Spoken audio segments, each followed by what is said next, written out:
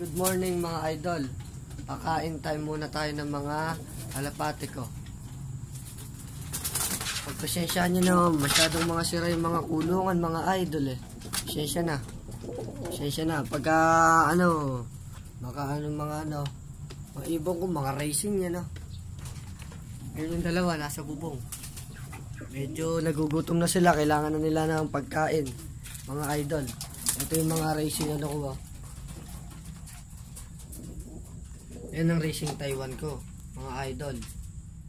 Pinarisan ko yan, checkered. Dagit na dagit pa yan quality pa yan Ewan ko lang idol Tamo, bumuro ko to pa lang Medyo idol, medyo napabayaan ko ng konti Pero babawi naman sila sa pagkain siguro niyan ngayon.